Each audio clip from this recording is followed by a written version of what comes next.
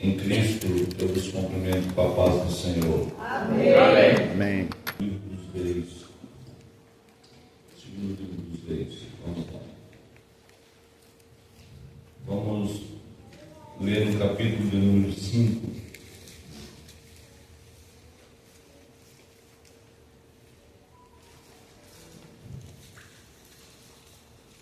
Capítulo de número 5.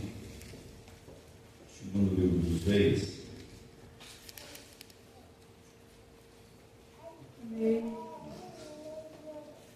Vamos ler apenas o versículo de número 12 para o nosso contato. Diz assim a Bíblia: não são, porventura, Abana e Farpar, rios de Damasco, melhores do que todas as águas de Israel? Não me poderia eu lavar neles e ficar purificado? E voltou-se e se foi com indignação. Amém, queridos? Amém. Esse texto. Por isso estar sentados para a gente ver. Meus irmãos, partindo do pressuposto que nós estamos numa manhã missionária, e normal que tenhamos que falar alguma coisa relacionada à tarefa ou ao compromisso que temos na evangelização. Quando falamos desse compromisso nessa tarefa, nós vamos entender que deveria ser uma prática comum da igreja, o desejo de estar comprometido nessa tarefa. Verdade é que nós encontramos muitas dificuldades quando se tem que aceitar desafios externos. Geralmente, quando se fala num projeto missionário, às vezes nós nos limitamos a ter trabalhos mais locais. Jesus, quando ele esteve aqui, antes da crucificação, ele fez 2 apelos. Eu digo que são apelos universais. Há quem diga que não, mas eu creio que são apelos universais. 2 apelos universais antes da crucificação. Quando Jesus fala assim: vinde a mim todos vós que estáis cansados e sobrecarregados, e eu vos aliviarei.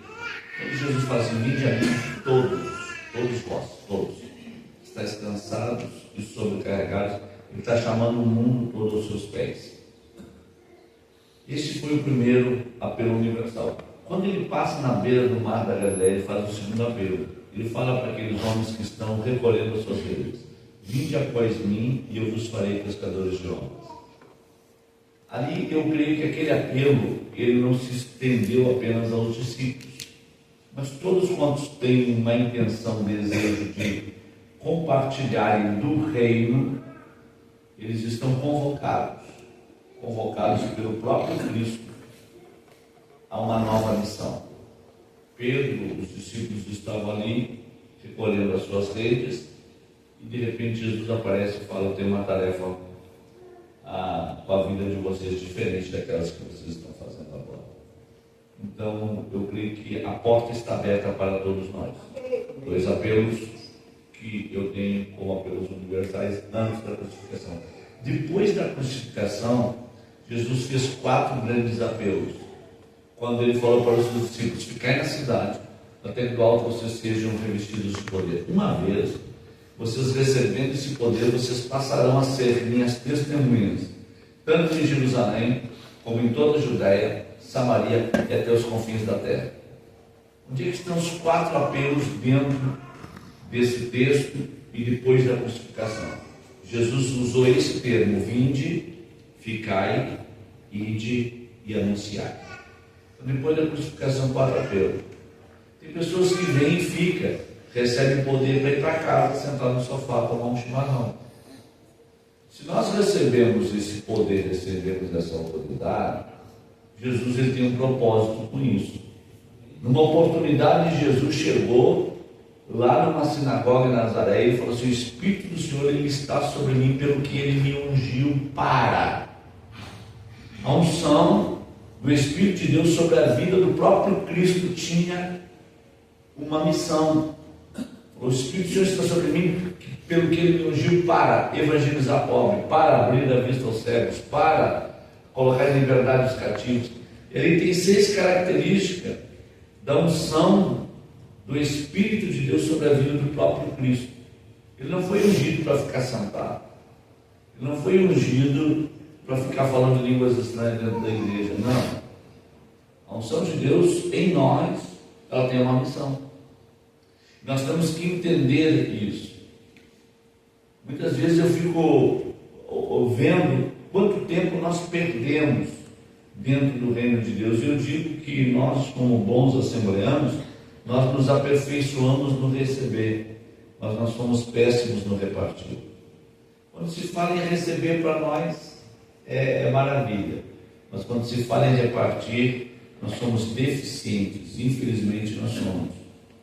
E acontece muitas coisas dentro da obra de Deus, e eu vivo isso quase todos os dias. Agora, semana passada, eu assumi mais um compromisso, um missionário na Argentina e um missionário no Uruguai.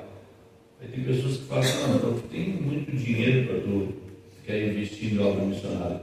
Eu, na verdade, eu tenho empresários no Brasil, empresários e igrejas também, que quando eu direciono missionários a essas agências, a esses empresários, eles abraçam comigo. Como eu viajo muito, eu conheço muito. Então eu recebo clamores, eu recebo pedido de socorro todo dia, de missionários que estão espalhados por várias partes do mundo. E então eu sempre falo a esses missionários: vão orar, porque eu entendo que quando as coisas se fecham aqui embaixo, nós dobramos o joelho e jogamos o problema lá para cima. E Deus, que é o dono da obra, Ele sabe como vai fazer as coisas acontecerem. Ele sabe, Deus sempre tem uma saída. Então, às vezes a gente fica com um missionário quase um ano: ei pastor, pelo amor de Deus, aquela coisa toda. E eu sempre falo: não, vamos orar, vai orando aí. Eu tenho um empresário no estado de Santa Catarina, e só ele investe conosco por mês 14 mil reais em obra missionária. Só um. Ele fala: pastor, eu quero destinar esse valor aos missionários, e o senhor só nos orienta para onde é que nós devemos mandar. E como é que funcionam essas manutenções? Essas manutenções funcionam o seguinte: eu não recebo R$1 na minha conta de missionário nenhum. Quando tem algum empresário, alguma igreja que fala assim: pastor, eu gostei desse projeto aí, eu queria alguma coisa relacionada a esse missionário. O missionário vai ligar no telefone do pastor da igreja, para conversar diretamente com o pastor da igreja. O pastor da igreja, se achar por bem lá visitá-lo, vai lá visitá-lo. Fica o relacionamento do missionário direto com o pastor da igreja. Apenas direciono e faço a ponte para que haja um contato, e fico monitorando isso daí para que não haja desafetos de ambas as partes. Sempre desta forma. Então, quando o empresário chega e fala: pastor, eu quero assumir um missionário, ok. Então o missionário vai ligar no teu telefone hoje, seja da Rússia, seja da Bolívia, seja da Colômbia, seja de onde for, vai ligar no teu telefone, certo? Hoje à tarde já vai ligar no teu telefone aí, e ele vai conversar com ele. Se tu sentir de Deus que é ele, você ajuda. Se não sentir, ok. Ele vai mandar relatórios para você, e aí você vai conhecê-lo, ele vai fazer chamada de vídeo, vai mostrar a família, vai mostrar o trabalho que faz. Uma vez tu sentindo essa necessidade de fazer alguma coisa, faça. Agora, nós temos uma dificuldade muito grande, porque nós já vimos tantas coisas no que está relacionado à obra missionária. Na verdade, tantas pessoas que já passaram pelo nosso caminho, tantas pessoas que falavam, que faziam, quando de fato não era tudo aquilo. Então isso aí foi gerando, em certo ponto, alguns desconfortos. Só que tem um porém: apesar de tudo que nós presenciamos, apesar de tudo que nós já vivemos, apesar de tudo que nós vimos, nós não podemos deixar de fazer. Independente do que nós já acompanhamos por aí, nós temos que fazer. O reino de Deus está estabelecido na terra. Jesus está voltando para levar a sua igreja. E nós não podemos sair dessa terra de mãos vazias. De jeito nenhum. Nós temos que fazer alguma coisa em prol do reino. Agora, nesse período de pandemia aí, eu tive uma experiência muito boa com tudo que já vivi. Imagine, eu tenho praticamente 8 anos que eu deixei de ser um obreiro integrado, assalariado, ajudado pela igreja, para viver a itinerância. E aí entrou a pandemia, eu tive que ficar 2 anos em casa parado, imagine. Eu trabalho com aglomeração. O estado do Rio Grande do Sul é o estado que eu menos atendo agenda. Eu creio que no Rio Grande do Sul, por ano, eu atendo 4, 5 agendas aqui. As minhas agendas é tudo fora do Rio Grande do Sul, tudo fora do nosso estado. E aí chegou a pandemia, eu tive que parar e ficar em casa. Eu fiquei 2 anos em casa praticamente parado. E sem ter ajuda de ninguém, salário de ninguém. Quando eu vim num congresso de missões do estado de Tocantins, desci em Passo Fundo no aeroporto, fui até Coronel Barros, atendeu uma agenda. Quando cheguei em casa, fechou tudo que era aeroporto, parou tudo. Eu perguntei para minha esposa, quanto é que nós temos de dinheiro em casa? Ela falou, tem 5 mil reais guardado. Eu falei, tá bom, vai ser apenas aí 15 dias de parada. Tá bom demais. Vai lá para o mercado, lá ver o que tu faz com esse dinheiro aí e pronto. De 15 dias se estendeu praticamente 2 anos. Nós ficamos em casa. E a minha esposa falou para mim assim, vamos fazer um negócio eu e tu? Eu falei, então fala aí o que é para nós fazer. Ele falou, olha aqui, falar que viver da fé com uma agenda cheia é fácil. Na verdade, tem uma agenda cheia e diz que vive da fé. Isso é fácil demais. Eu quero nós viver da fé sem ter agenda nenhuma. Aí eu quero ver. Sem ajuda de igreja nenhuma. Aí eu viver pela fé. Eu falei, o que quer fazer, Eliseu? Eu falei assim, eu quero te fazer uma proposta. Nós não vamos pedir uma bala para ninguém. Nós vamos ficar aqui no condomínio, nós vamos orar a Deus. Certo? Só orar a Deus. Nós vamos bater na porta do céu. E Deus vai cuidar de nós aqui dentro. Eu falei, então tá feito, vamos fazer esse negócio aí. Certo? Irmãos, como Deus é bom. Deus é bom demais. Eu fui pregar na igreja do pastor Gilmar Santos, em Goiânia. Escute só. A igreja do pastor Gilmar Santos, em Goiânia. E aí, o pastor Gilmar mandou passagem para mim e para minha esposa. E eu fui lá. Aí, na noite que eu fui pregar, eu tinha um desejo de ir lá no Gilmar. Eu gosto muito do ministério do Gilmar, sempre me inclinei muito ao trabalho do pastor Gilmar. Na noite que eu fui pregar, a hora que eu assumi o púlpito, faltou luz. Uma igreja grande, um certo porte, faltou luz. Aí o pastor Gilmar atrás de mim falou assim, ô Fontoura, aqui quando falta luz não costuma voltar. Deixa para pregar amanhã. Eu falei, não pastor, se o senhor não se importar, eu prego no escuro. Certo? Só tinha uma lâmpada de emergência assim, aí eu acendi a luz do celular, e li o texto da Bíblia e falei para a igreja, olha, vocês não dêem glória a Deus, fique todo mundo mudo, quieto, eu vou pregar nos escuros. Eu preguei 1 hora e pouco nos escuros.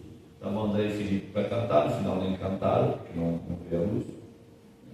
E aí eu preguei. Quando terminou o culto, terminou a reunião, aí o pessoal ficou ali na volta e tal, algumas pessoas subiram em cima do púlpito lá, e aí veio a luz. Eu vi a minha esposa conversando com uma senhora ali do lado ali, e a senhora estava conversando alguma coisa com a Elisiane. Quando chegou no hotel, minha esposa falou assim, tá, tu viu aquela senhora que está falando comigo? Eu falei, sim. Então, ela pediu o teu telefone, o contato nosso, porque ela tem o desejo de te levar lá na igreja dela, lá no estado do Pará, só que a igreja dela não tem 50 membros. Mas ela tem o desejo de te levar lá. Eu não sei problema nenhum, só veja aí uma data que a gente tem e vamos atendê-la.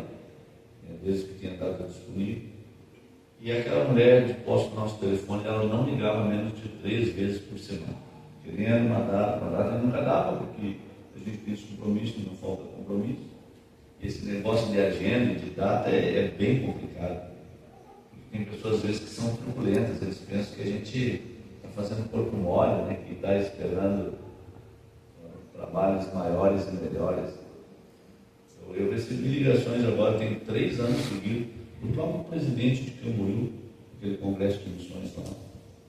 Eu tinha numa oportunidade de um congresso de São Borja, E eles dizem, não, tu vai pregar no ginásio e tal, e a gente está te chamando porque a gente tem intenção que tu venha até aqui e tal.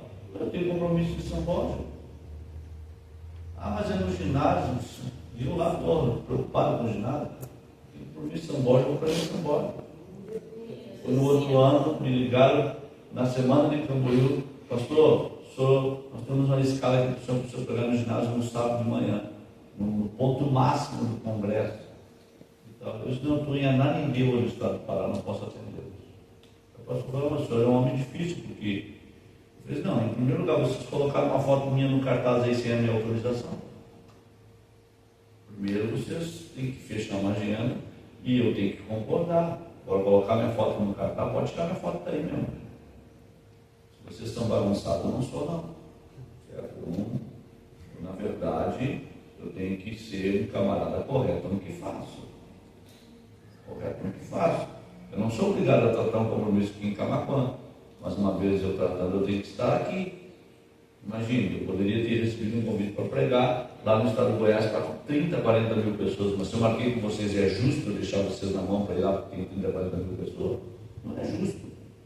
Certo? Não adianta, a gente tem que lutar por isso, a gente tem que tomar essa direção e tem que ter também essa postura, senão bagunça tudo. E essa irmã, ela começou a incomodar muito lá, porque não quer vir e tal, mas falou, não, nós não temos data. Chegou um ponto que ela ficou tão importunada que ela falou assim, não, então vocês escolhem a data. Melhorou, então tá, vamos ver um dia que a gente possa ir. E marcamos, eu fui desci lá em Canamas, Carajás, lá na Vale do Rio Doce, num voo que eles viram, e aí quando eu cheguei lá, tinha 2 mulheres lá numa caminhonete nova, me esperando no aeroporto. Eu fiquei pensando comigo, esse povo não tem marido não, meu Deus do céu. 2 mulheres, cadê o pastor da igreja? Então, mas tudo bem. Me levaram para um restaurante, me hospedaram no hotel e falaram assim, à tarde o meu esposo vai vir aqui lhe buscar, só que ele não é crente não, tá? Ele não é crente, mas não preocupa com isso não. Não, tá tudo certo. Foi à tarde, o irmão foi lá me buscar e tal. Aí ele falou, olha, eu, na verdade, quem está lhe trazendo aqui não é pastor da igreja, não é ninguém, sou eu que estou lhe trazendo. Eu não sou crente, minha esposa serve a Deus, eu não gosto desse negócio de igreja, tá? Mas a minha esposa precisava de um tratamento médico, e como aqui não tem bons médicos, eu levo ela para Goiânia para ela se tratar lá. E como era véspera de aniversário dela, eu perguntei para ela o que ela queria de presente, ela falou assim, eu quero que tu vá num culto comigo. E ela me levou e eu fui naquele culto lá, e faltou a luz.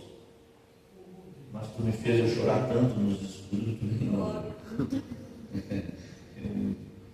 Rapaz, tu mexeu com a minha alma, tá? E quem está te trazendo, quem está bancando tudo para tu estar aqui, sou eu. Eu te trouxe para tu pregar para mim. É 2 dias e tu vai pregar para mim. Eu vou estar lá na igreja, eu vou sentar lá para mim ter ouvido. Eu preguei 2 dias, quando terminou o culto, ele falou assim, pastor, o senhor vai me batizar no Rio Jordão e vai fazer meu casamento lá em Caná da Galileia. Orar pelas nossas alianças. Eu falei, tá bom. Só que para te levar lá para Israel, eu não posso te levar sozinho, tem que levar caravana, então eu tenho que me preparar, eu tenho que me organizar. Aí ele falou assim para mim, mas vem cá, quanto o senhor precisa levar para Israel? Eu falei, no mínimo uns 15. Ele falou, não, eu levo 20. Isso não é problema para nós. Se der um jeito, levamos. Quando eu quer ir? Eu falei, a hora que tu quiser. Vê aí, manda para nós e vamos. Eu falei, então tá bom, então vamos daqui uns 3 meses, nós vamos embora para lá. E assim nós fizemos, levei ele, batizei ele no Rio Jordão, aí oramos pela aliança dele lá em Caná da Galileia, e nós viemos de Israel em novembro. Quando foi em março, entrou a pandemia. Fechou tudo, parou tudo. Aí, quando ele tocou o telefone lá em casa, era o irmão, o empresário. Pastor, e aí, como é que está a sua vida? Eu falei, tudo tranquilo. O senhor vive de quê? Eu falei, de agenda. O senhor vive de agenda, está tudo fechado? Eu falei, não, mas para mim está tudo em paz. Eu falei, rapaz, eu estou aqui em casa lembrando de você e falando para minha esposa. Como é que está o pastor e a esposa dele? Eu estou sem dormir já faz dias, porque Deus falou para mim cuidar de você. Se a pandemia durar 10 anos eu vou ficar cuidando de você. Só que tu vai ter que pregar uma vez por semana por nós, por telefone, chamada de vídeo, e vai ter que dar ensinamentos para nós aí, para mim, para minha família, daí onde você está. Mas eu vou estar cuidando de você. Agora vocês imaginem se eu faço corpo mole e não prego nos estudos. Está vendo como é? Tá vendo? Tem uns bobalhão, né, pastor? Os bobalhão que quando dá qualquer probleminha, ele já não quer mais pregar, né? Eu me esforcei e eu achei que era Deus que estava usando o Gilmar, na verdade era o diabo, eu perturbando o Gilmar para mim não pregar, porque se eu ouço a voz do Gilmar, eu estaria lascado na pandemia, imagina. O camarada ligou para mim e falou assim: olha, enquanto durar esse negócio aí, eu estou contigo. Amém. Eu falei: está falando sério? Eu falei: estou falando sério. Isso num dia, no outro dia tocou o telefone do empresário que manda ajuda para nós, para os missionários, que nós destinamos R$14 mil por mês. O empresário me ligou e falou: pastor, estou lhe ligando aqui porque eu estou preocupado com o senhor, que fechou tudo, tá? E eu estou muito preocupado com o senhor, e eu pensei no negócio aqui, eu e minha esposa. Nós vamos tirar a ajuda dos missionários, vamos dar uns R$400 de cada um. Eu vou criar um salário para o senhor por mês de R$4 mil, para o senhor ficar em casa tranquilo, sem se preocupar com nada. Aí, o que tu acha? Eu falei para ele pelo telefone: meu amigo, os missionários ganham tão pouco. Tu acha que R$1.000 sustenta uma família por mês? R$1.500 sustenta uma família por mês? De pessoas que abandonaram tudo para ir para o campo missionário, que estão lá no meio do Amazonas, estão em outros países, como o Equador, como a Rússia, enfim. Tu acha que R$1.500 sustenta esse povo? Aí tu veio me ligar para me fazer uma proposta para mim te ajudar a tirar o pouco que eles ganham. Eu acho que tu bateu na porta errada. Eu te incentivaria a tu ajudar mais ainda eles, não tirar deles. Ainda mais tirar deles para dar para mim. Meu amigo, até hoje Deus cuidou de mim. Deus foi tão bom comigo. Por que eu vou te incentivar a colocar a mão sobre os missionários para tirar um pouco que eles ganham ainda, para tu destinar para mim? Então eu não vejo isso como uma coisa boa, tá bom? Te agradeço, é um sentimento bom, está preocupado, mas de mim Deus cuida, tá certo? Falou: não, tá bom, pastor, tá certo, é isso aí mesmo, tranquilo. Não clareou o dia, o telefone em casa tocou. Falei: rapaz, eu não dormi a noite toda pensando nisso. Como é que pode eu ligar para você, meu amigo, pedindo ajuda para tirar a ajuda dos missionários? Olha, o que eu fui fazer, rapaz? Te pedir para tirar o pouco que eles ganham, certo? Não dormi a noite toda e Deus falou comigo para mim te adotar durante o período da pandemia e te mandar uma ajuda. Foi sério, Deus falou contigo, Deus falou. Então eu quero te dizer que eu falei: mas já estou recebendo uma ajuda lá do Pará. Ele falou: não importa, eu quero cuidar de você. Se a pandemia durar 10 anos eu vou cuidar de você. Eu quero que tu coma, beba e durma e tenha paz no teu coração. Então a obra missionária é mais ou menos assim, né?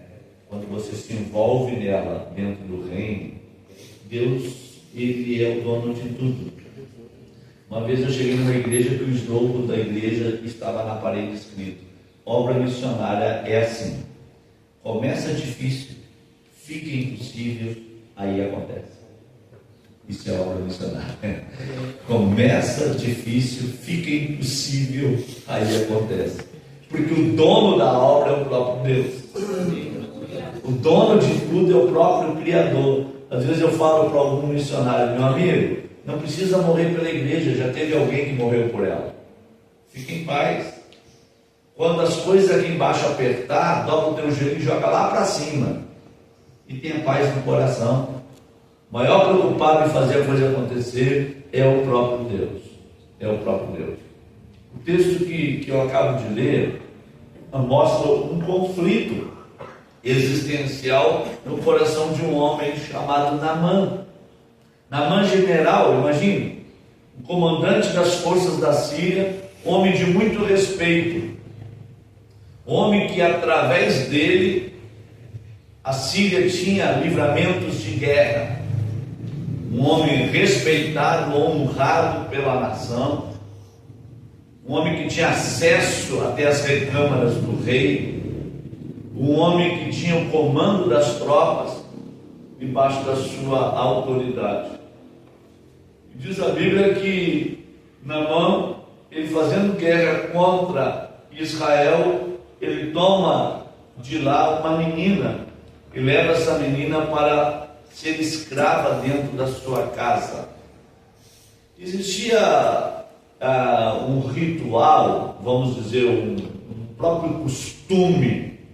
Eusébio chega a registrar isso no seu livro histórico, que quando os assírios dominavam o mundo e eles faziam guerra contra os seus inimigos, eles procuravam dizimar o adversário, e como forma de prova de que saíram do campo de batalha como mais do que vencedores, eles mantinham a vida de um sobrevivente somente, para trazer para dentro de Damasco como um troféu de conquista pelo período da batalha que eles tiveram. Então essa pessoa era envergonhada dentro de Damasco, e os assírios celebravam as suas conquistas e vitórias através disso. Então imagine que Naamã, ele vai e faz guerra contra a nação de Israel, e ele vê no meio daquele povo uma menina. Nome da menina não aparece, nome do pai da menina não aparece, nome da mãe da menina também não aparece. O que essa menina fez para chamar a atenção de Naamã também não consigo entender o que ela fez. Mas ela foi tomada no período de guerra, e o período de guerra que existia naquela época não é o período de guerra de agora. Você acompanha pela internet essas guerras assim à distância, através de mísseis balísticos, e, enfim, as guerras dos dias de hoje é no botão, no computador, e se resolve muita coisa. Naquela época era no corpo a corpo, era cavalos e cavaleiros, era no fio da espada, era na lança. Então eram guerras que existiam um confronto pessoal no campo de batalha. E quando Naamã fez guerra contra o povo dessa menina, com certeza ele dizimou a todos quantos estavam na sua frente. Mas quando ele olha para essa menina, ele fala: aqui está a escrava troféu que eu vou levar. Essa menina aqui nós não vamos matar não, nós vamos levar ela viva para mostrar para o nosso povo que nós saímos dessa batalha como conquistadores, como vencedores. E assim Naamã faz, ele leva ela para dentro do seu território, e depois dela ser envergonhada nos portões de dentro de Damasco, e ela traz consigo o sinal do fracasso e da derrota, porque ela representava o povo perdedor naquele momento. E depois de tudo, se o general quisesse ordenar a morte, ordenaria, mas ele resolve preservar a sua vida e colocá-la dentro da sua casa para que ela servisse como uma escrava. Ela teria que cuidar dos afazeres da casa, ajudar a mulher de Naamã, se tivesse filhos, cuidar dos filhos, e essa seria a tarefa dessa menina. Agora imaginem comigo essa menina nessa tarefa dentro da casa de um homem que foi o comandante de uma expedição, e esse homem foi responsável pela morte dos seus parentes, vizinhos, amigos. E essa menina aqui, com certeza, ela foi testemunha de quando Naamã cercou a sua cidade, o seu bairro, cercou a sua casa e ordenou a execução de todos aqueles que viviam à sua volta. Aí pense comigo, ela tem que trabalhar e tem que estar na mesma casa, debaixo do mesmo teto, do homem que lhe trouxe tanto mal e que lhe causou tanto desconforto, como nessa situação e nessa história que está dentro das Sagradas Escrituras. Se fosse você, se fosse eu, o que passaria pela nossa cabeça? Ter que viver com um camarada que foi responsável pela morte do meu pai, da minha mãe, dos meus irmãos, parentes e amigos. E ainda, acima de tudo, ter que lavar a roupa dele, ter que estender no varal, ajudar a fazer a comida e ainda lavar a sua louça. Imagine, se fosse nos dias de hoje, essa menina precisaria de um bom psicólogo, teria que ter um acompanhamento de um psiquiatra, teria que tomar muito antidepressivo para tentar recompor o seu estado emocional. Mas naquela época nem tratamento para isso existia. Essa menina teve que suportar essa convivência, até que chegou o dia da grande notícia, que Naamã agora é leproso, está com lepra, e em lugar de leproso em leprosário, tem que ser levado para uma cidade de refúgio, não pode ter convivência social, vai ser destituído do cargo de general, vai ficar desempregado, e o que é pior, não vai poder voltar para casa, nem conviver com os filhos e nem tampouco ter relacionamento com a sua esposa. Aí, se fosse você no lugar dessa menina, o que você faria? Faria uma festa, né? E Deus pegou o inimigo né? E colocou no chão, não é verdade? Se fosse eu, com certeza nós ia celebrar que na verdade o camarada que causou tanto mal para o meu povo agora está sob o juízo divino. Lepra não tem cura, vai morrer longe de tudo e de todos, numa cidade de refúgio, no lugar dos leprosos. Esse é o lugar que Naamã está predestinado a terminar os seus dias. E com certeza, se nós estivéssemos no lugar daquela menina, nós às vezes por menos, não é verdade, desejamos o mal dos outros. Às vezes nós por menos, nós queremos celebrar quando alguém se ferra. Se me causou mal, eu me sinto bem quando o camarada se dá mal lá fora.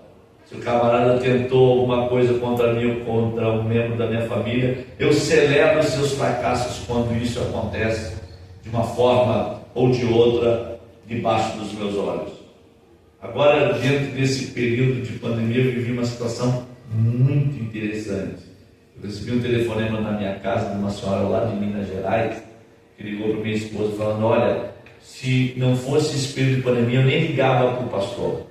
Mas como é um período que todo mundo está em casa, eu queria me atrever a convidar ele para vir pregar aqui conosco, aqui em Minas Gerais. Certo? E se ele aceitar o meu convite, eu tenho um boizinho que eu cuido no campo há 3 anos. E aí, ele me autorizando, eu vou matar o boi, com o dinheiro do boi que eu matar, eu vou vender a carne, aí eu compro a passagem aérea para ele, faço sobrar um pouquinho de dinheiro, e aí durante o dia da festa eu levanto mais uma oferta para ele e abençoo a vida dele. Mas vê com ele se ele aceita o convite de vir aqui, certo? Esse desafio, nós vamos manter um distanciamento, nós não vamos aglomerar muita gente, porque a cidade é pequena e também nós não temos muitos membros, mas vai ser uma satisfação poder recebê-lo. Aí então, depois que ela desligou o telefone, minha esposa falou assim: olha só, essa mulher cuidando de um boi 3 anos no campo, para poder te levar lá para atender uma agenda em plena pandemia, imagina. Aí eu falei para minha esposa brincando: o projeto é dela, mas quem vai pagar a conta é o boi dela, que nem está sabendo de nada, não é verdade? Porque às vezes os crentes fazem projeto com a vida dos outros, né? Então, ela fez um projeto contando com a morte do boi. O boi está lá no campo pastando e nem sabe da loucura da fé da irmã lá, mas quem vai ter que pagar a conta é ele. Aí eu falei para minha esposa: mas eu vou tentar lutar por esse boi aí, vou tentar salvar a pele dele. Aí minha esposa falou: mas é verdade, Deus tem nos abençoado tanto, que quem sabe não seria bom você tentar preservar o boizinho dela. Não, vamos tentar sim. Aí tem um empresário chamado Vanderlei de Gravataí, que me ajuda muito na obra missionária. Eu liguei para o Vanderlei e falei: Vanderlei, eu vou te contar a história aqui do boi, aqui, que eu não quero que morra, tá bom? Certo? E aí contei para o Vanderlei, falei: Vanderlei, essa situação, a mulher está lá, 3 anos cuidando do bicho no campo e tal, eu não queria que ela matasse o boizinho dela, entendeu? Deus tem me abençoado, mas eu não posso entrar nessa sozinho, que aí começa a pesar para o meu lado também. Ele falou assim: não, tu não precisa se preocupar com nada, tá? Só que tem um porém, tu não vai comprar uma passagem, tu vai comprar 2 passagens, uma para ti, outra para mim, e nós vamos lá em Minas Gerais, tá certo? Fala para ela não se preocupar com passagem, com nada. Nós vamos bancar tudo, tá? E nós vamos pegar 1 centavo da mão dela. Nós vamos lá e vamos fazer uma festa lá na igreja lá, porque essa mulher, a fé dela é interessante. 3 anos tendo o zelo do animal com um propósito divino na mente, tá certo? Mas espera não matar o boi. Então, tranquilo. Aí falou: irmã, nós vamos ir aí, mas não precisa, não mate o boi não, deixa o bichinho aí. Aí depois aí a gente vê o que faz no dia da festa, mas fique em paz, tá bom? Então tá, aquela coisa toda, ela celebrou e nós fomos para lá. Antes de eu sair para a viagem para ir para lá, Eu estava com uma sobrinha minha no Hospital das Clínicas em Porto Alegre com Covid, com 7 meses de gravidez, há 1 mês entubada na CTI. Ganhou a Lívia, uma menina, estando entubada na CTI com Covid ali em Porto Alegre. A menina nasceu e foi entubada também. E aí é um negócio terrível. E os médicos comunicando à família que a situação é uma situação irreversível, que ninguém no quadro dela havia escapado. E aí no dia que eu fui sair de viagem, a situação agravou, ligaram para minha esposa. E eu falei para minha esposa, você que sabe, de repente eu fico. Eu disse, não, vai lá cumprir com essa missão aí. E eu acabei indo. Quando chegou lá, uma igreja do porte médio, eu preguei no sábado à noite, preguei domingo de manhã, e domingo de manhã eu falei da situação da minha sobrinha. Eu falei assim, olha, eu preciso da ajuda de vocês, preciso me ajudar em oração, porque eu estou vivendo essa situação. Nós viemos de lá para cá e a Franciele está entre a vida e a morte. Aí numa manhã como essa, assim, eu pedi oração e a igreja orou comigo. E aí veio uma jovem senhora na frente do púlpito, olhou para mim e falou assim, pastor, quando o senhor pediu oração pela sua sobrinha, Deus me tirou aqui de dentro dessa igreja e me transportou lá para a CTI do hospital lá de Porto Alegre. Lá. Eu vi a sua sobrinha na cama.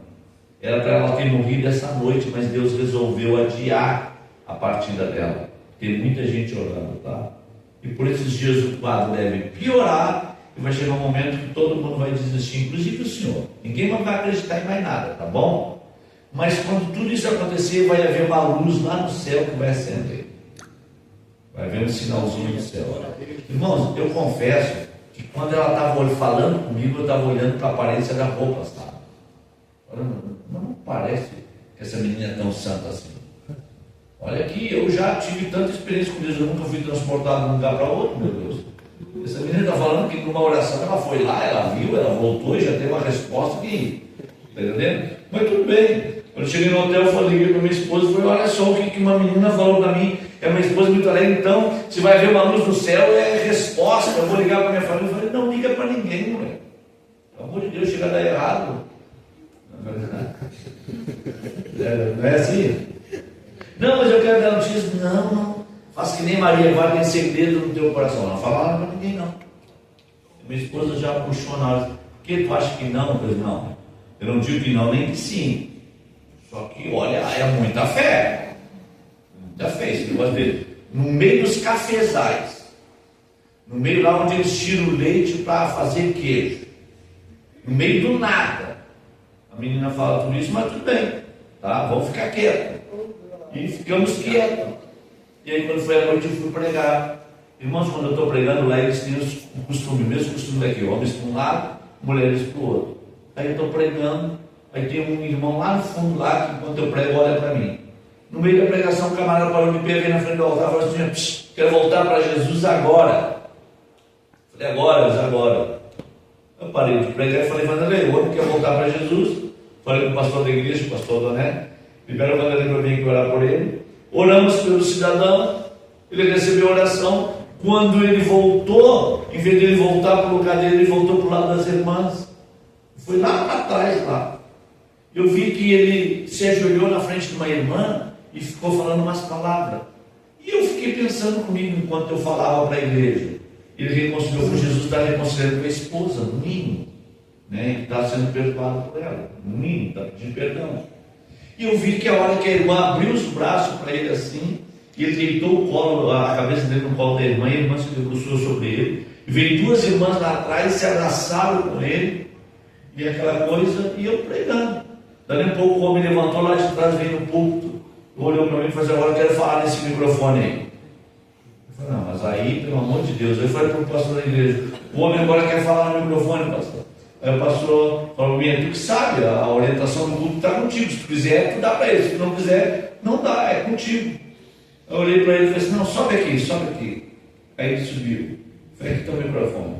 Aí o homem pegou o microfone e falou assim, irmãos, eu estou muito feliz hoje. Eu confesso para todos vocês que eu nunca na minha vida pensei que eu voltaria a viver um momento como esse. Depois de mais de 10 anos desviado da casa de Deus, Hoje eu reconcilio com o céu. Deus me perdoa e me dá uma segunda oportunidade. Mas eu comunico à igreja que muito mais do que ser perdoado pelo céu, ser perdoado por Deus e ter meu nome reescrito no livro da vida, eu falo para a igreja que eu acabo de ser perdoado pela irmã Maria depois de ter matado o filho dela. Irmãos, eu já preguei esse evangelho em 31 países do mundo. Eu já andei. Aqui tem um camarada que está falando com vocês que tem estrada. Já preguei em todos os estados do Brasil e eu já vi coisa. Mas o que eu vi nesse dia lá no meio dos cafezais, lá em Santana, Minas Gerais, nunca imaginei na minha vida em ver, ouvir e sentir. A hora que esse homem falou isso, desceu sobre a igreja um temor tão grande que o pastor da igreja deu um grito aqui do lado e saiu correndo. Foi lá abraçar a irmã. Quando ele abraçou o irmão lá, as crianças começaram a se ajoelhar. O irmão do camarada que havia matado o filho da irmã Maria estava no culto, tinha ajudado ele a matar o filho da irmã Maria. Parou de pé também, desviado há mais de 10 anos. Foi dar uma glória a Deus, foi batizado no Espírito Santo. E caiu uma glória tão grande. Houve um descontrole no culto.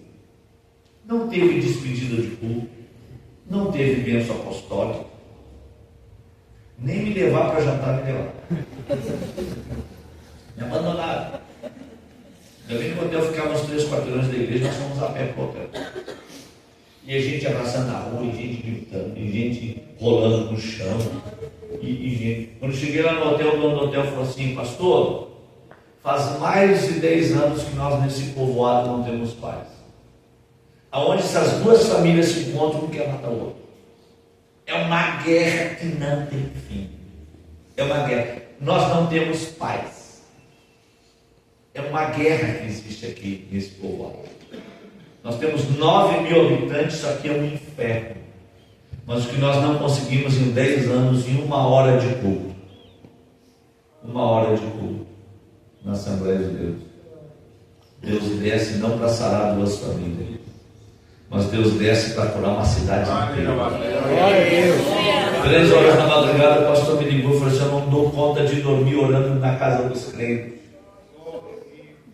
A cidade está sem dormir, os crentes estão tudo acordados, tudo embriagados por uma graça tão grande. Vem para cá orar com nós, pastor, vem para cá orar com nós. Outro dia eu fui lá na casa do pastor almoçar, a esposa do pastor fazendo o almoço, falando línguas estranhas, as pessoas na rua nos atacando e nos abraçando, falando que coisa extraordinária. Quando foi na segunda-feira, eu fui pregar lá na igreja do pastor Janta, e foi uma caravana de Santana. Quando eu saí na porta lateral da igreja, uma irmã me chamou e falou: pastor, eu sou irmã do rapaz que aquele cidadão matou.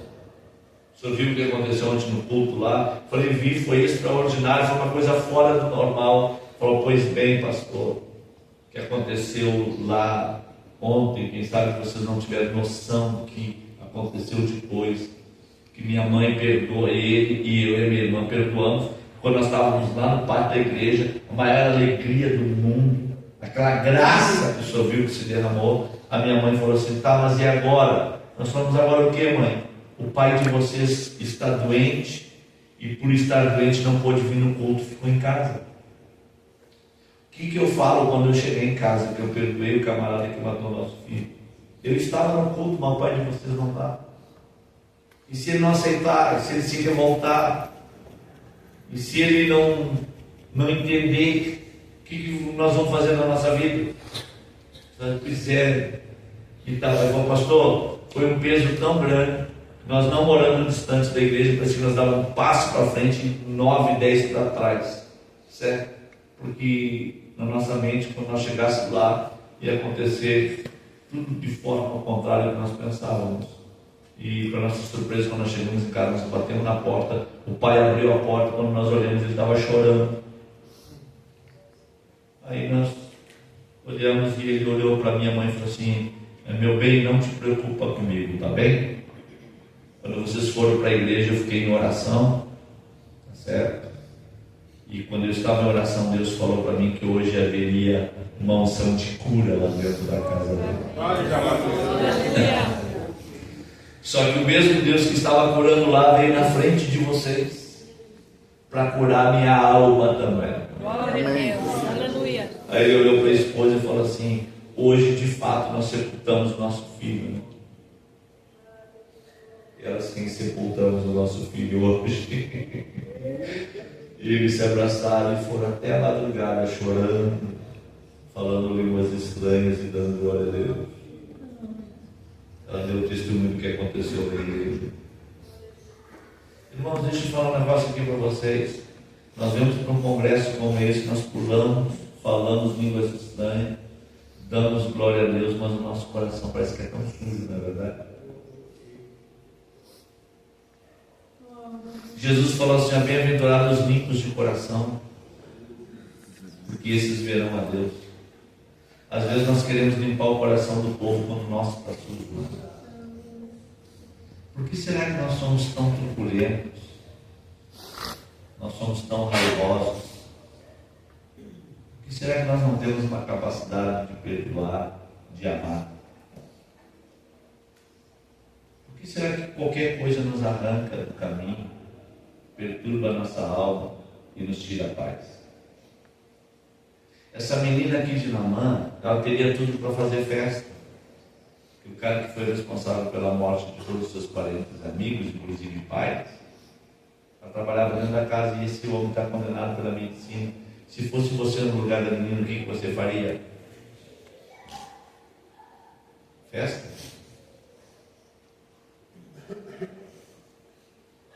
Ela não. Essa menina aqui, eu daria tudo para conhecer o pai dela. Eu daria tudo para conhecer a mãe dessa menina. Porque essa menina, ela poderia ter perdido tudo na vida. Tudo. Só ela não perdeu a essência de Deus que havia dentro do coração dela. Porque quando chegou a notícia que o general estava condenado à morte pela lepra, ela não foi fazer festa, ela foi orar. Eu tenho certeza que ela foi orar. Quando ela foi orar, Deus encheu ela de uma plenitude tão grande que ela entendeu que era melhor perdoar o general do que querer o juízo contra a vida dela. E ela resolve liberar o perdão sobre a vida dele. Nós somos cheios do Espírito Santo. Ontem à noite eu vi gente chorando aqui, falando línguas estranhas. Nós somos tomados pela glória de Deus e nós somos pentecostais, não é verdade? Agora vem cá, por que nós não perdoamos e não temos a capacidade de liberar perdão? Eu encontro com frequência, e isso parece que é quase que comum, em alguns estados do Brasil, eu estou pregando e falando sobre perdão, e quando termina o culto, vem uma irmã lá do pátio da igreja, me procura antes do culto da noite e fala: pastor, eu tenho um coração tão ruim que eu fui abusada pelo meu avô, fui abusada pelo meu pai. Eu não posso falar isso para minha mãe, senão vai causar um estrago na família inteira. Eu guardo isso no meu coração sozinha comigo, e eu não consigo perdoar, porque eu tenho essa ferida na minha alma. Mas eu estou pregando, Deus começou a limpar o meu coração. Leva isso para o Senhor, para o seu estado. Me ajude de oração aonde o Senhor estiver. Mas hoje Deus me usou aqui para curar minha alma, para curar o meu coração. Estava em São José, Santa Catarina, pregando. Olha que eu estou no culto pregando. O que eu estou falando aqui foi ter uma mulher aqui que foi abusada pelo próprio pai e não consegue amar com intensidade o seu esposo. Tu é casado, tu tem filhos, mas tu perdoa o teu pai que não vive mais, já é morto. Hoje Deus vai te dar vitória. Me procura depois do culto e fala comigo. Mas a mulher não resistiu um momento, parou de pé e falou: sou eu essa mulher. e veio na frente do altar. O marido dela não sabia, casado com ela há mais de 10 anos, não sabia da situação. Quando ela veio na frente, ela falou assim: eu não aguento mais essa ferida na minha alma, nunca falei para ninguém, mas eu estou dentro da igreja onde tem dons, onde se manifesta a glória de Deus. Eu sempre falo: cadê o profeta para revelar o que está escondido dentro do meu coração? Eu preciso de uma cura para minha alma, e eu não vou deixar passar de hoje, porque eu não aguento mais viver desse jeito. Eu falei para ele: então libera perdão para o teu pai agora. Ela falou: eu libero perdão sobre ele. Veio 3 filhos do banco, veio o marido do banco, se abraçaram com ela na frente do altar, e o marido falava: eu não sabia que tu vivia isso. Ela falou assim: eu vivo isso uma vida inteira e nunca reparti com ninguém, mas hoje é minha cura. Hoje é a cura da minha alma. Deus está me curando. Quando nós fomos orar por ela, fomos orar pelo casal, Jesus batizou os 3 filhos deles com o Espírito Santo. E quando nós liberamos a nossa alma, liberamos o que está nos aprisionando através de uma ferida criada, nós vamos entrar para um campo de conquistas. Quando você libera o perdão, você deixa de ser escravo de si mesmo, e tu passa a viver algo grande com Deus, algo extraordinário com o Senhor. Essa menina cheia de Deus, ela com certeza foi orar, e Deus ministrou no coração dela: libera ele, libera perdão, porque crente cheio do Espírito Santo, ele sabe perdoar. Vem cá, Jesus inaugurou o céu com quem? Com um ladrão arrependido que do lado da cruz falou para ele: lembra-te de mim quando entrares no teu reino. Jesus falou que hoje mesmo tu estarás comigo no paraíso. Está perdoado, está liberado o perdão. Tem alguém que está ferindo Jesus na cruz, ele está falando: Pai, perdoa eles, porque eles não sabem o que fazem. Um crente cheio do Espírito Santo sabe viver uma vida de liberação de perdão. E não adianta você continuar com o teu coração sujo, pensando que tu vai entrar no céu, porque diz a Bíblia: se tu não perdoar aquele que te feriu, Deus também não vai te perdoar os teus pecados. Então você tem que ter um coração limpo, você tem que ter uma alma limpa, você tem que sair deste culto desta manhã liberto para a glória de Deus, para ser diferente de tudo e de todos. Quando essa menina ela foi buscar a Deus, Deus falou com ela: não tem dúvida disso, libera o perdão. Aí então ela procura a sua senhora. Imagine só, se eu estou na casa do homem que foi responsável pela morte de quase toda a minha família, e eu vou procurar a mulher dele, porque ele está condenado à morte, vou falar: fala para o matador lá que a vida dele está na palma da minha mão, porque eu tenho comunhão com o céu, e Deus mandou eu mandar ele para o endereço da bênção. Eu conheço um profeta que está lá em Samaria, ele tem poder para restaurá-lo da sua lepra. Não, mas ela cheia do Espírito Santo, diz a Bíblia que ela fala para a sua senhora. Ela fala para a sua senhora: avisa o meu Senhor.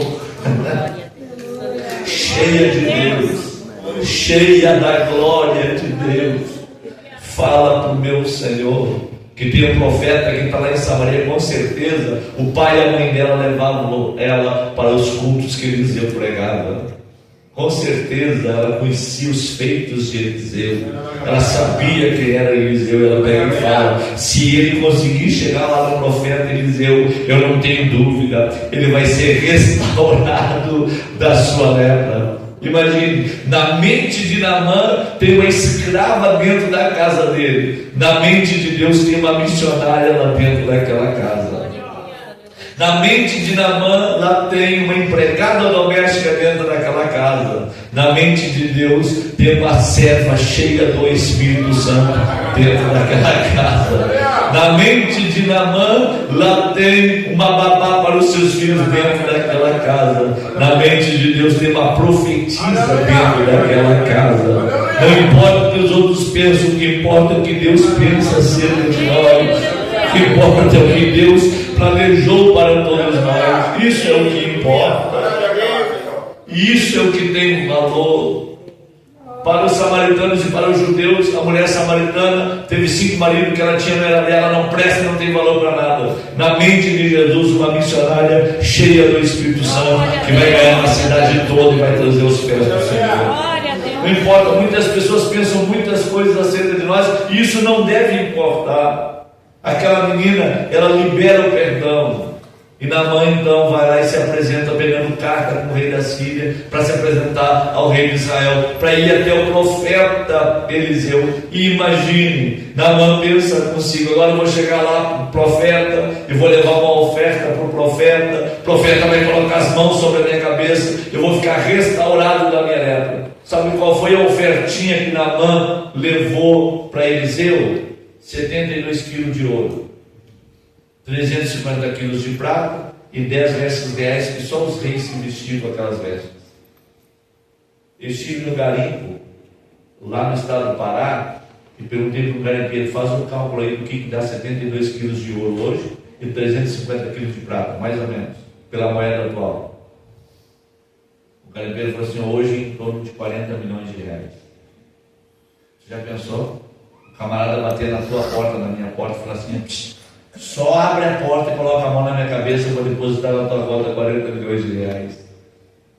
Hã? O que tu acha? Hã? 40 milhões. E outro não faz força, abre a porta e coloca a mão. Ó, aqui, só 40 milhões. Aí quando o Naamã para com a comitiva na frente, o Eliseu dentro da casa fala para o servo dele: vai lá fora lá e fala para ele ir lá no Jordão e mergulhar 7 vezes. Aí o Naamã pega e fala para o criado do Eliseu: olha aqui a oferta que eu trouxe para ele, 72 quilos de ouro, 350 quilos de prata, e as vestes que eu vou dar para ele, os ternos que eu vou dar para ele,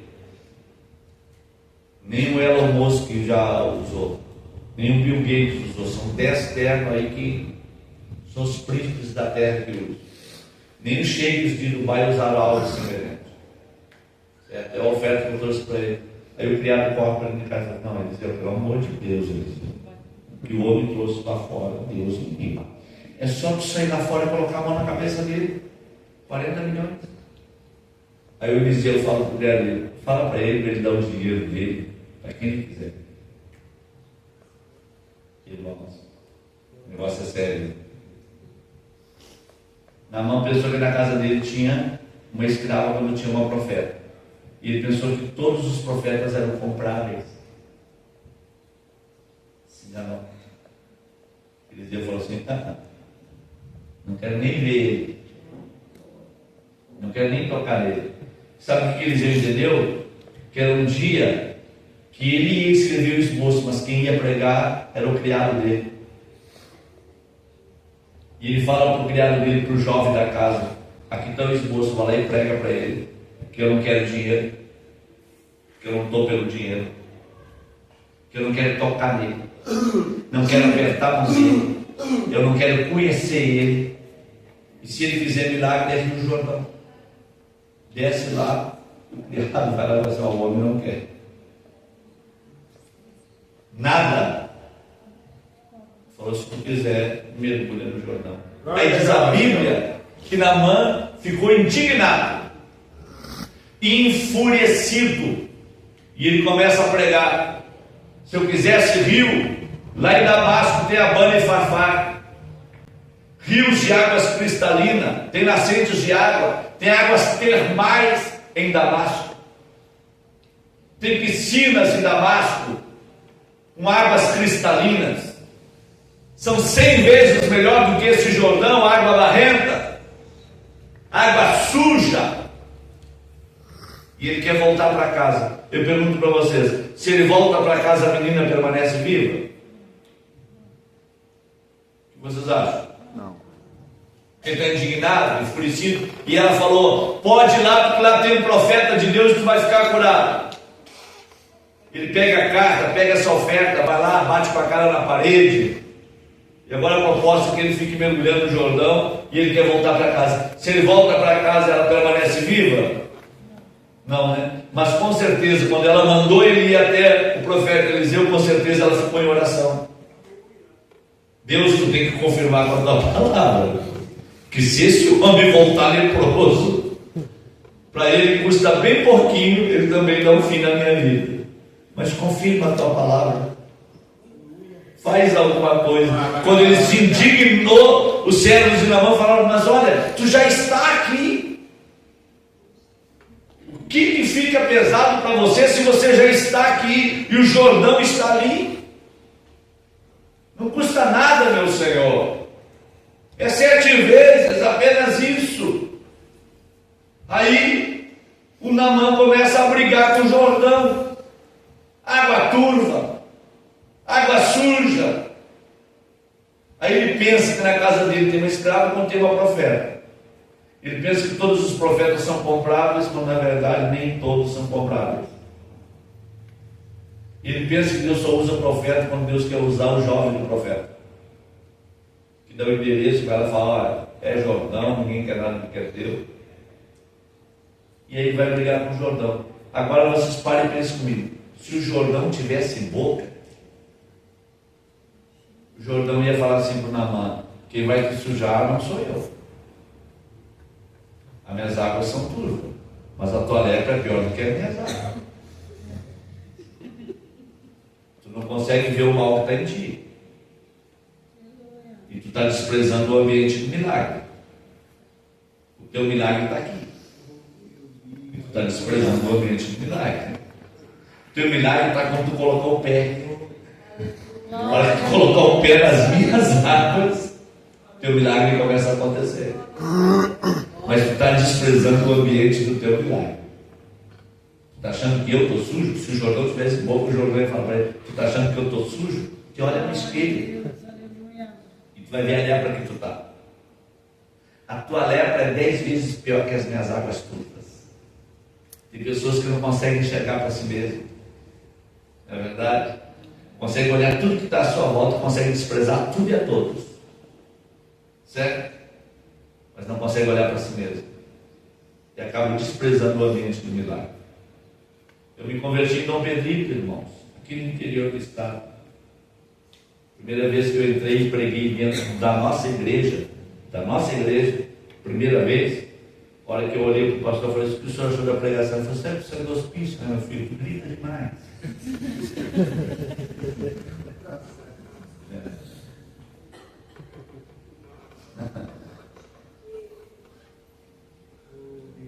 Um dia eu falei para o pastor assim: pastor, eu tive um sonho que eu estou viajando assim, ó, sonhei que eu estava voando sobre matas, oceanos, rios, montanhas de gelo. Sonhei. Tem tipo de cada sonho. E ele fez a fala assim: meu filho, não deixe de tomar os comprimidos, tá? Toma direitinho.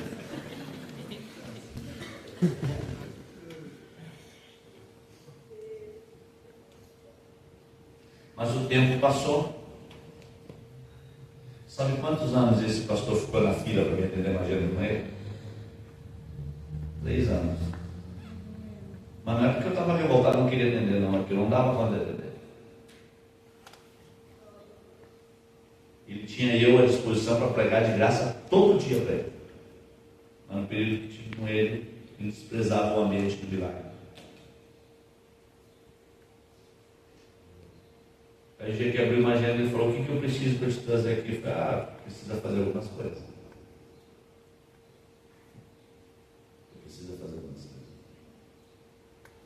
Fui pregar no ginásio, com a rádio da cidade, transmitindo um culto ao vivo.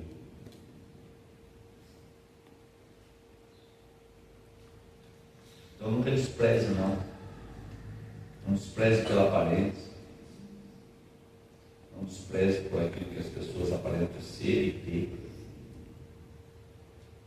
Às vezes tu pode desprezar alguém que pode te ajudar lá na frente. Certo?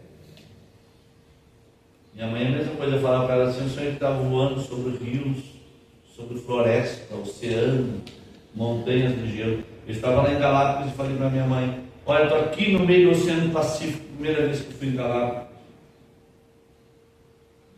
Passei pelos oceanos, montanhas e tal, florestas.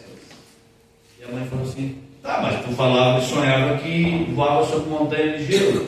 Já voou sobre montanha de gelo? Eu falei: não. E a minha mãe falou: então está faltando alguma coisa, né? Eu falei: pois é. Aí vindo de Galápagos, desci em Lima, no Peru.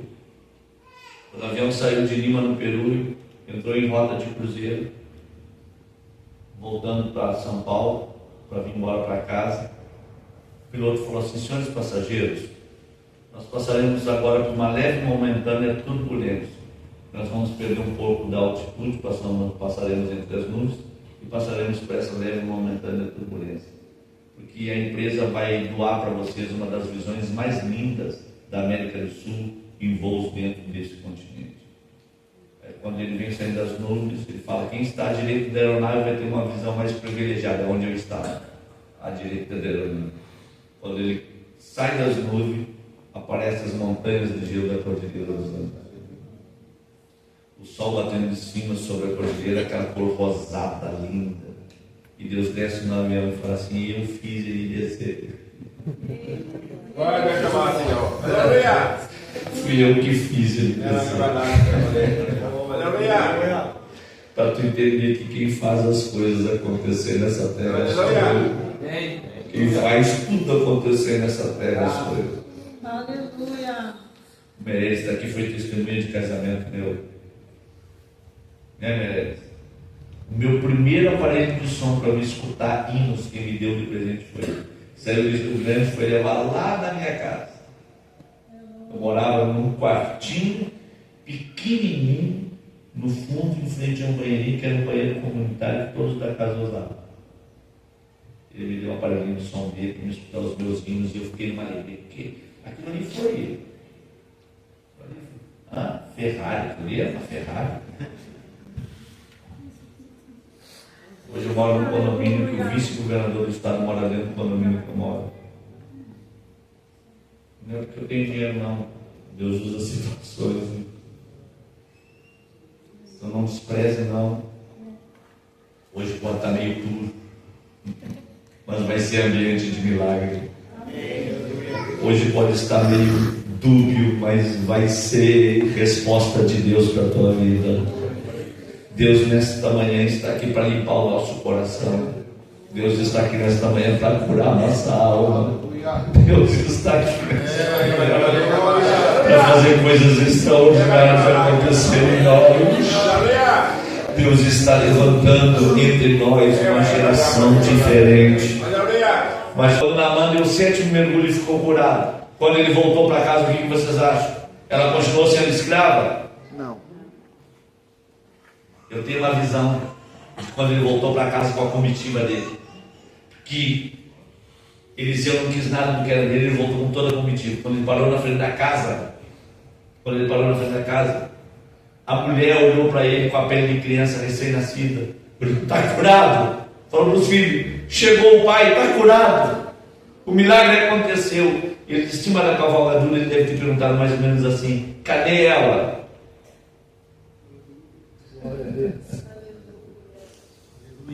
Cadê ela?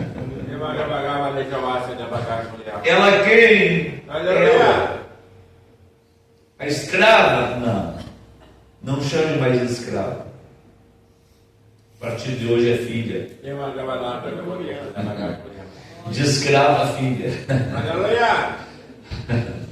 A partir de hoje tudo muda na vida dessa menina. A partir de hoje tudo vai mudar na tua vida. A partir de hoje tudo vai mudar em você. A partir de hoje tudo vai se fazer novo através da tua vida nessa terra. Quem recebe essa palavra com alegria pode abrir a boca para dar glória ao nome desse Deus. Quem recebe essa palavra com alegria pode nesta manhã abre a tua boca e seja livre. Deixa de ser escravo e seja livre. De escravo tu vai sair daqui como filho, liberto para a glória de Deus. Tu pode ter cicatriz, ferida, tu não pode ter. E Deus está curando o teu coração aqui nesta manhã. Quem recebe essa palavra com alegria pode, levanta as duas mãos lá em cima. Abraçurianda, abre a tua boca e dá um brado de glória ao nome desse Deus. Tu pode ter cicatriz, ferida não, porque a ferida Deus está curando aqui nesta manhã. Abraça o irmão que está do teu lado e diga para ele: nesta manhã, Deus está curando as nossas feridas.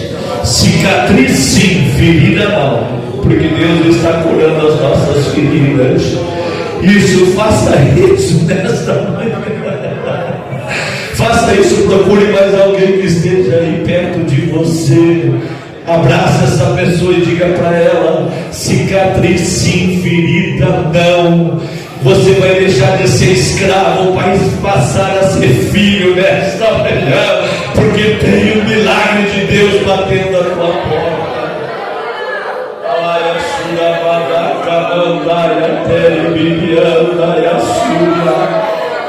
Eu sinto a glória de Deus aqui. Parece que a galeria está lotada, parece que a igreja está super lotada, porque a glória de Deus entrou aqui. E quem vem para receber, receba agora, em nome de Deus.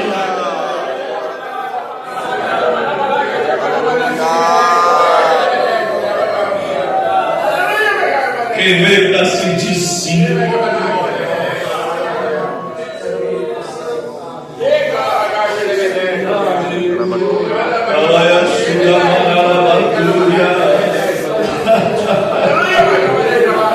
Oh glória, oh glória.